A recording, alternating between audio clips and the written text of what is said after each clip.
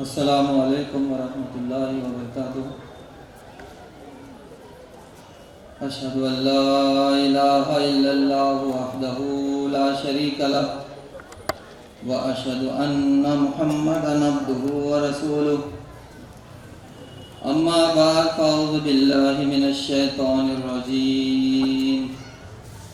بسم اللہ الرحمن الرحیم۔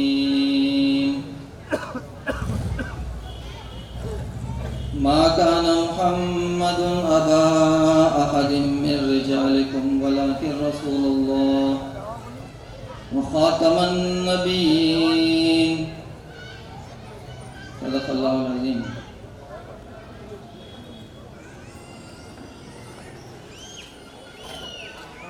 محترم سامعین،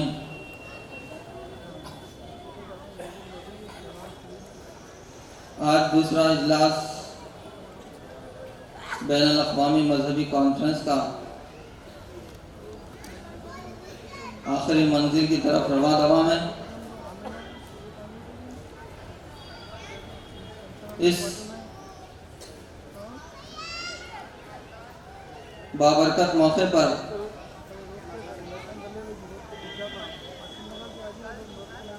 ہم اپنے خیالات کا اظہار کرنا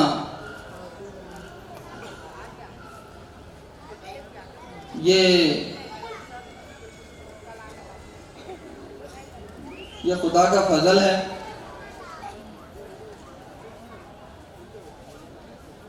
بہرحال میں نے آج کئی مقررین کو یہاں پر سنا ہے، بہت ساروں نے اللہ، بھگوان، ایشور، گاڈ، اس کا تعارف دیا ہے اور کوشش کی اس ذات بابرکت کو سمجھانے کی۔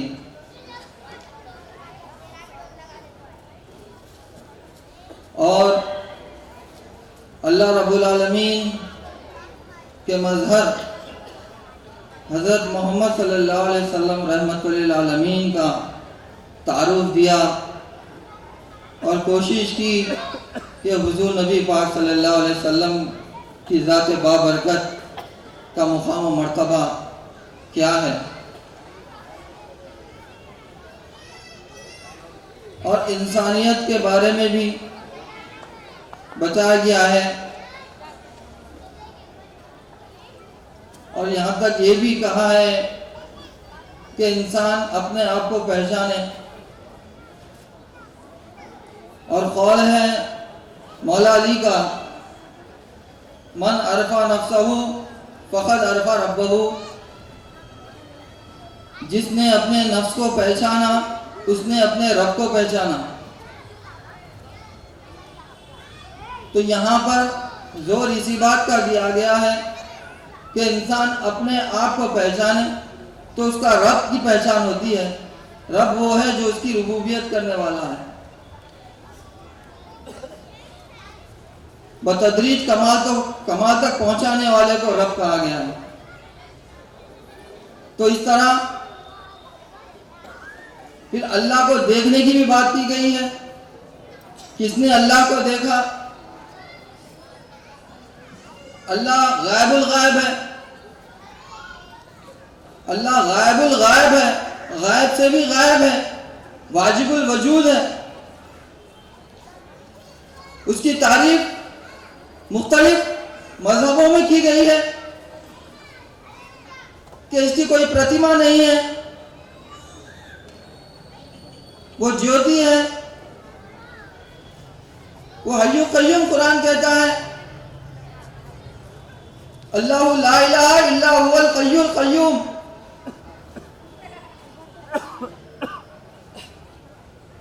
یعنی اللہ کے سوا کوئی معبود نہیں ہے،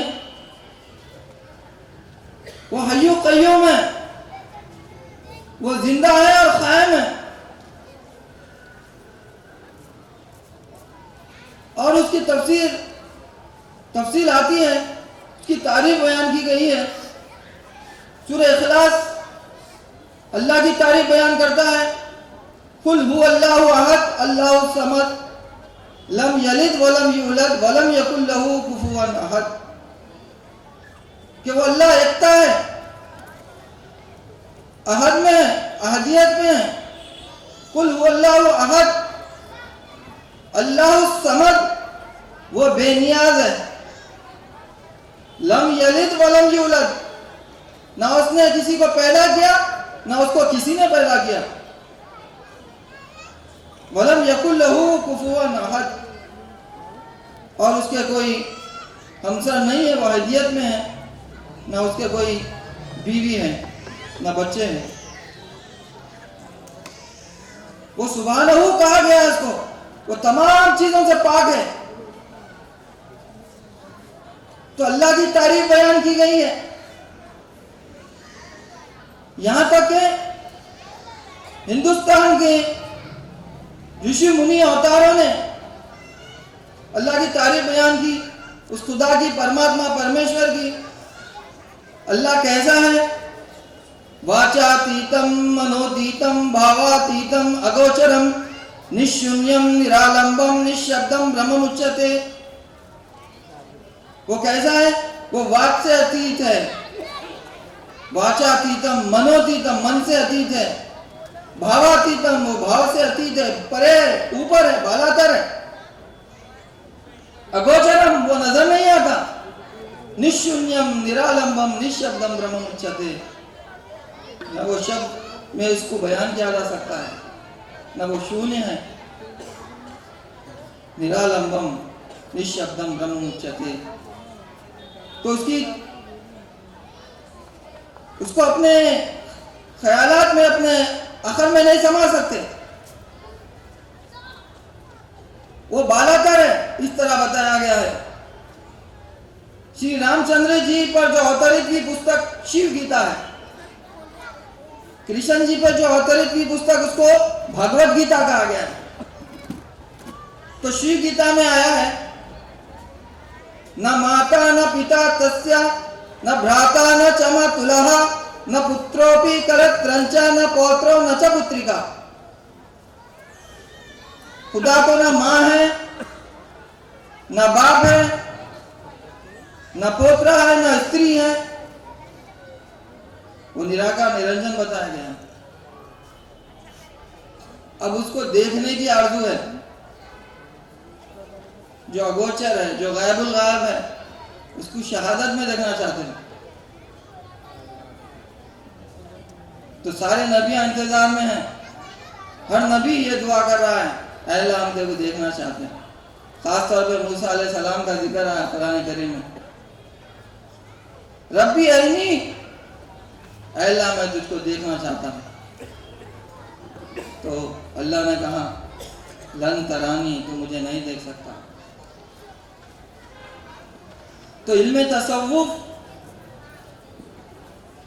یہ چیز کا، اس مسئلے کا حل بیان کرتا ہے، جو اولیاء اکرام بزرگان دین اس علم تصوف کے ذریعے اس انسان کی بے چینی کو دور کیا ہے۔ تو حضرت قبلہ عالم نے آج جن کے عرس شریف منایا جا رہا ہے، جو حضور نبی پاک صلی اللہ علیہ وسلم کی کامل اتباع میں کھڑا ہوا وجود، آپ کی کامل فنائیت میں کھڑا ہوا وجود، آپ کے جو ہے ذات سے کمال عشق رکھنے والا وجود، آپ کی آل سے تشریف لانے والا وجود،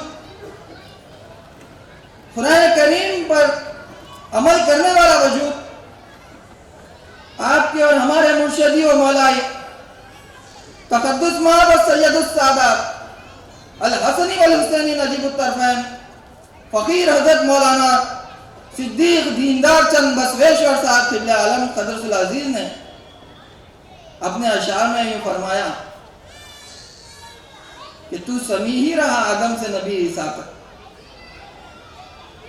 تو سمیع ہی رہا آدم سے نبی عیسیٰ تک، آئی جب ذات محمد تو بصیر ہو بیٹھا، دیکھنے کے لیے مشتاق نبی تھے سارے، لن ترانی تیرا ارشاد تو مایوس کن تھا، سب کو معلوم تھا ظاہر بھی صفت ہے، اس لیے پوچھ لیا کب تو دکھے گا بتلا۔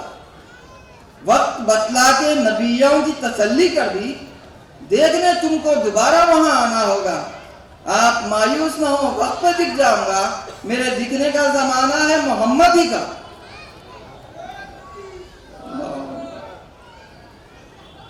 تو حضور نبی پاک صلی اللہ علیہ وسلم کے انتظار میں کل نبیاں تھے، ہر نبی دیکھنا چاہتا تھا، اللہ کو دیکھنا چاہتا تھا اپنی سر کی آنکھوں سے۔ تو حضور نبی پاک صلی اللہ علیہ وسلم کا فرمان ہے کہ اول ما خلق اللہ نوری، اللہ تعالیٰ نے سب سے پہلے میرے نور کو پیدا کیا۔ انا من نور اللہ وکل شیء من نوری، میں اللہ کے نور سے ہوں اور ساری کائنات میرے نور سے ہے۔ ہر نبی نور محمد سے ہوا ہے پیدا، حضرت نوح، ابراہیم و عیسیٰ، موسیٰ۔ یہ آرزو تھی، تمنا تھی ہر نبی کو وہ دیکھنے کی، اللہ کو دیکھنے کی۔ تو سرکار نے فرمایا، سرکار معراج پر تشریف لے گئے، آپ ہیں بانی اسلام اور مبلغ اعلیٰ، آپ ہیں بانی اسلام اور مبلغ اعلیٰ، اس لیے آپ کی معراج ہے گما سے بالا۔